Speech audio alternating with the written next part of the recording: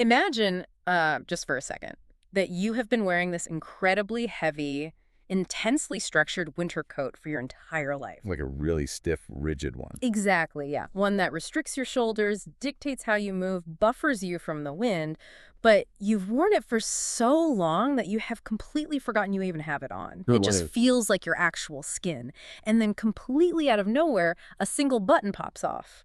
Or, a thread unravels at the cuff. Just a tiny tear. Yeah. And suddenly you feel this sharp, cold breeze directly on your arm, and you have this incredibly jarring realization of, wait a minute, I am not the coat.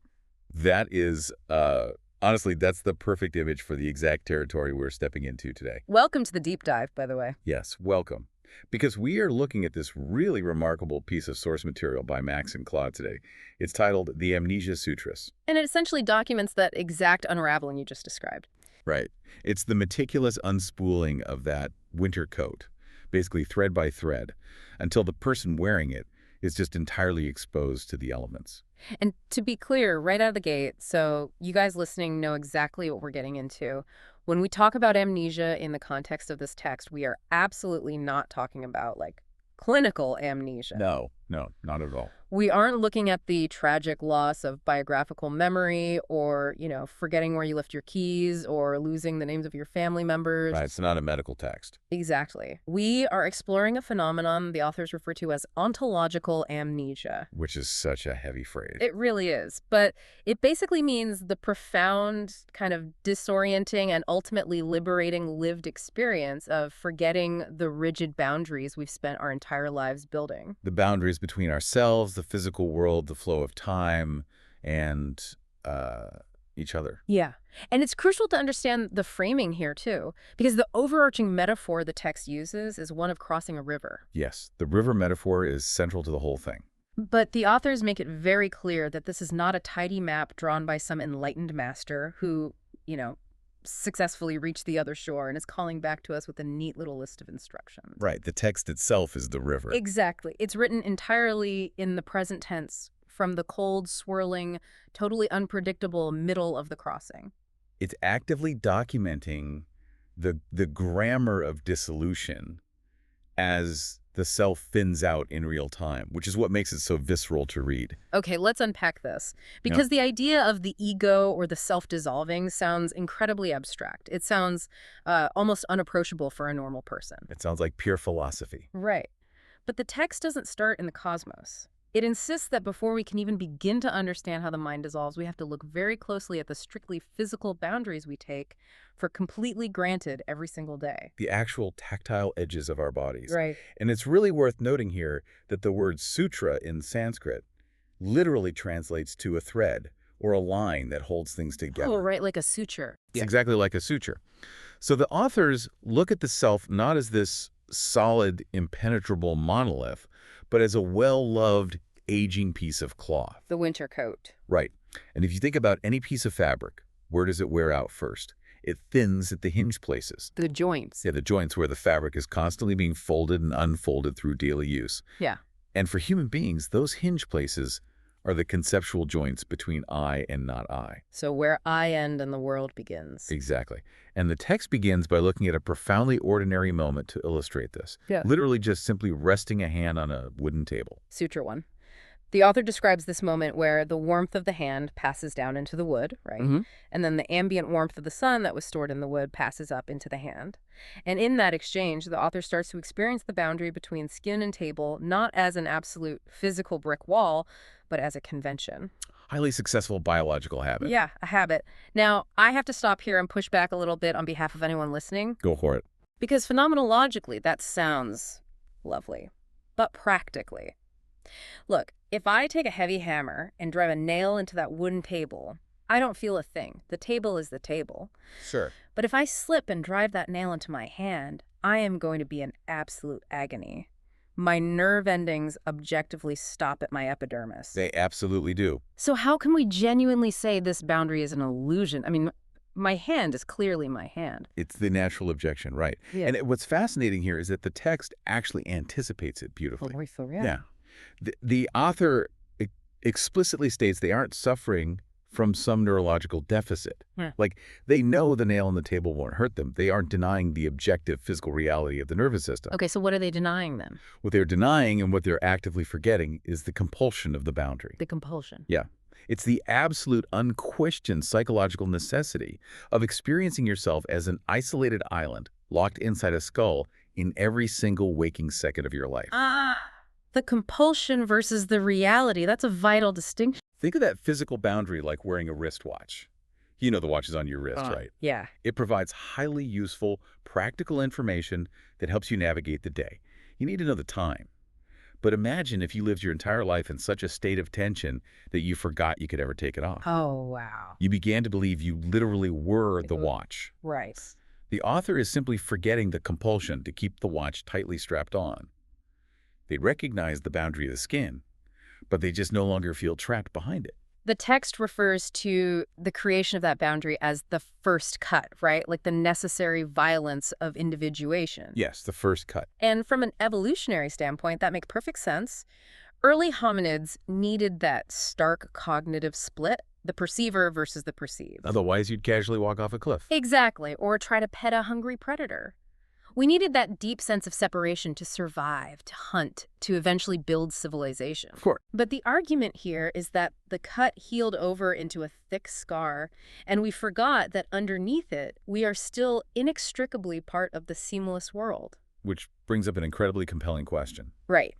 If our physical edges, the skin, the hands, are just a highly successful habit, what happens when we turn that exact same lens inward? Yes. What happens to the boundaries inside our bodies? This is where the dissolution gets intensely personal and, honestly, highly recognizable for a lot of people. Because we're talking about pain and thoughts now. Exactly.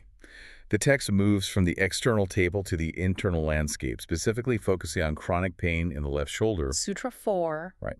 It explores this profound shift where the raw physical sensation of pain arises in the nervous system, but the claimant simply fails to show up. The claimant being the identity. Yes, the psychological identity that usually rushes in to claim ownership of that pain. So the sensation becomes just a raw signal. Just a signal. That is fascinating because human brains are prediction and storytelling machines, right? Always. By the time we consciously register an ache in our shoulder, we haven't just felt a nerve firing. We've already built this massive, stressful narrative around it. Oh, instantly. Like, this is my pain. Right. The chronic shoulder issue is flaring up again. This is going to completely ruin my weekend. Why is this happening to me? Exactly.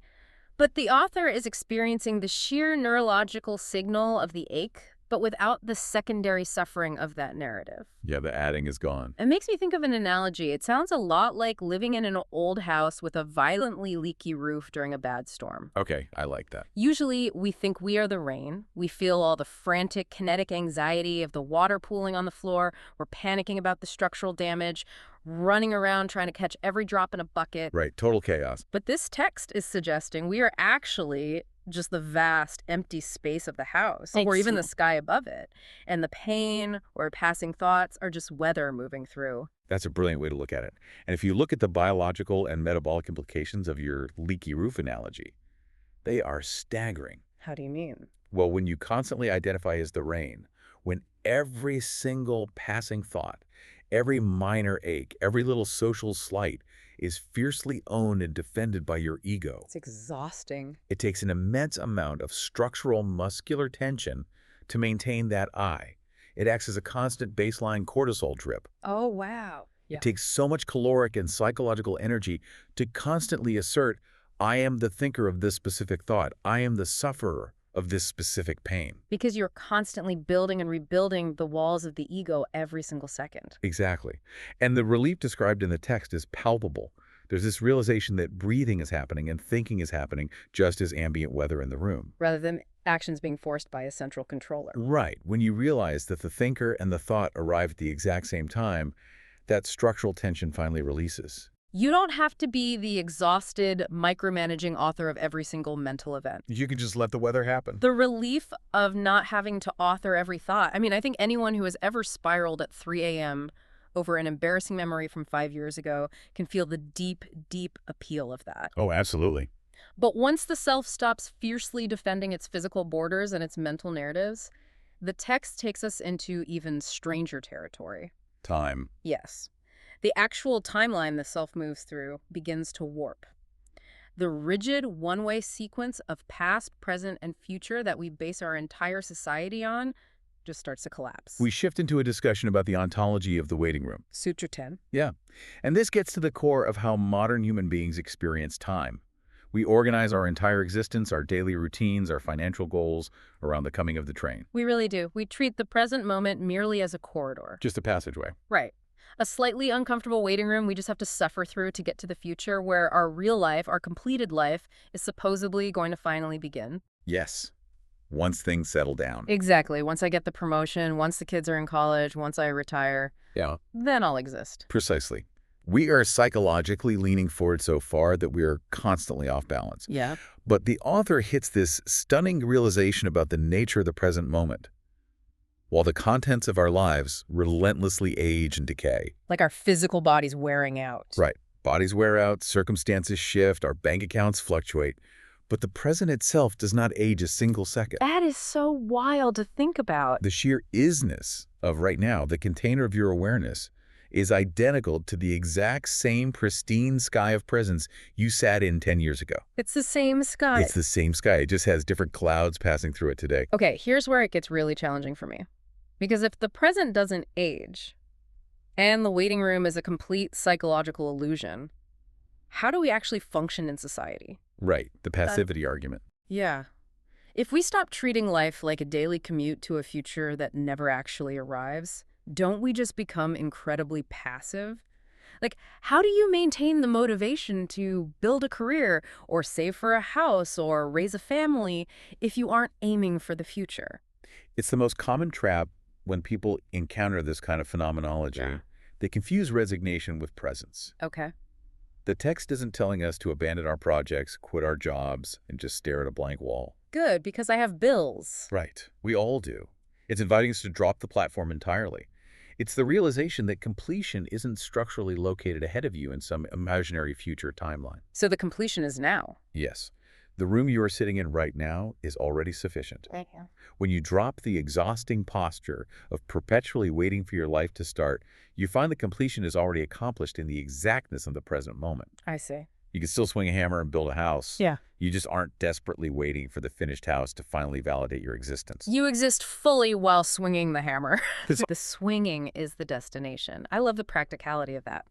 Now, if this self is deeply permeable, and if time is an eternal, unchanging present, that combination completely redefines our relationships with other people. Oh, completely. We're no longer isolated islands shouting across a void at each other. Right. And the text features this beautiful, quiet scene where the author is sitting across from a friend, literally just having coffee. Sutra 6. Yeah.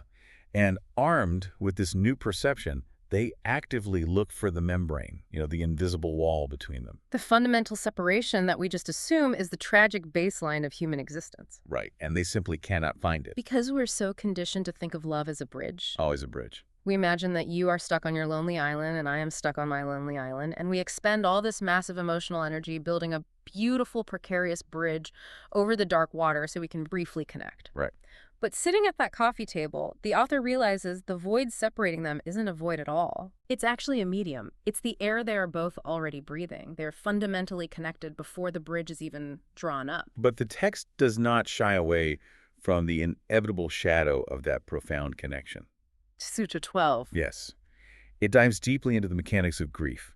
Because if those boundaries are an illusion, and if we are that intimately connected to others, then the ultimate physical separation caused by death becomes devastating in a totally new way. Right.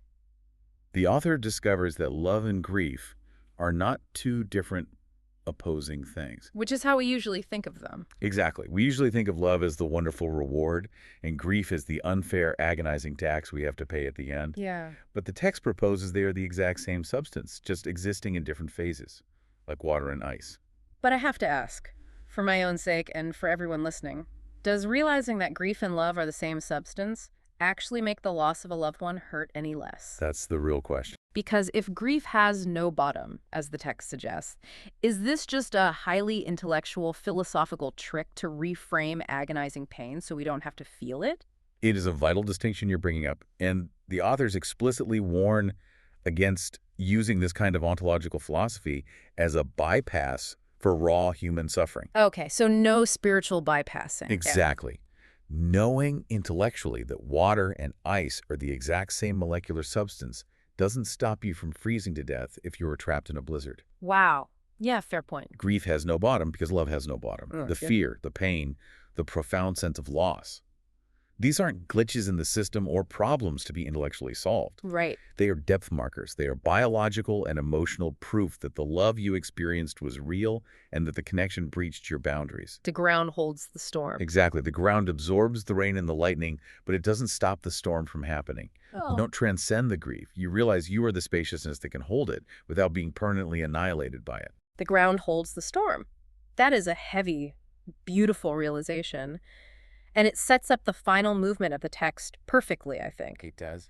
Armed with this incredibly permeable sense of self and this deep, almost terrifying connection to the internal and external world, the author finally walks out into the physical environment. And this is where the very language we use to navigate reality begins to fail. But in the absolute best way possible. Yes.